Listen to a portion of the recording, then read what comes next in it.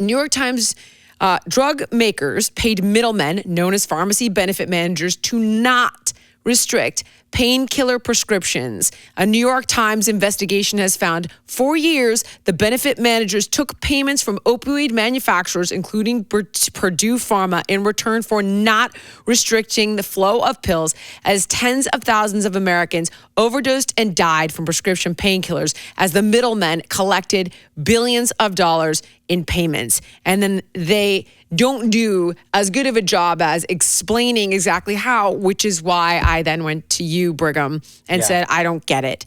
Right. You know, I want to lean into the pain aspect a little bit, just because personally, I can speak to that. And I had 3 herniations and a fracture. And while it sounds like I had experts looking at my MRI and saying like, oh, this is nothing. And Brig, I couldn't walk for 6 months. And that's not hyperbole.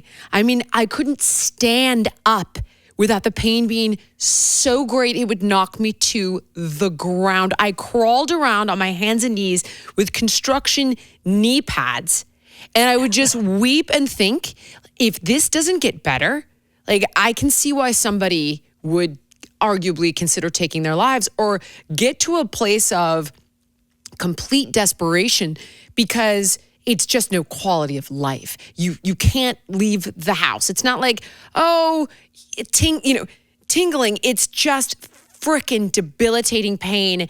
And I can't imagine what I would have done without having the cash to pay for the MRI. Mm-hmm. Brigham, I couldn't get anything. Being me, I couldn't even get into a pain management center. They're like, yeah, come back in 6 months.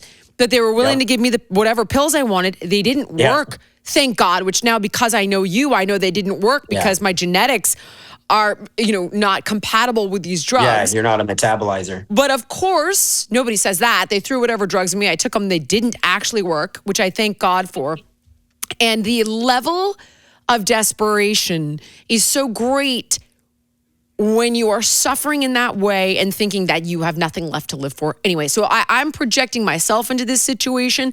But, the narrative that you're seeing, and you and I were talking about this, and listen, I love Megyn Kelly. She's been very kind to me, but you and I were both kind of frustrated with the fact that, maybe she doesn't have the entire picture. And it's like, well, he's mentally ill. Well, he's a psychopath. Well, is he? The kid has no history of mental illness. But we can all be broken, right? I mean, when you're under severe pain, I think of how much my attitude changes when I'm hungry. That's just hunger. Can you imagine excruciating pain, erectile dysfunction as a 20-something-year-old kid, and you're battling this? And then I don't know what happened on the back end with billing, but oftentimes, individuals are covered via their employer. And I see this all the time, employing over 300 individuals at my companies, across my companies. Younger kids typically choose bigger out-of-pocket copays and deductibles because they're young. And they go, it's not going to happen to me. Yeah. I'll take a $10,000 out-of-pocket copay or deductible. And then what that means is if you do fall into this pit of despair where you end up needing a surgery for a chronic pain or chronic illness, the first $10,000 is your burden. And the hospital is burdened, and your clinician or lab is burdened with trying to collect those dollars from that individual that may not have the money. Thank you so much for watching. If you enjoyed the podcast, please like, comment, subscribe, and share. And make sure to let me know what guests you want to see on in the future.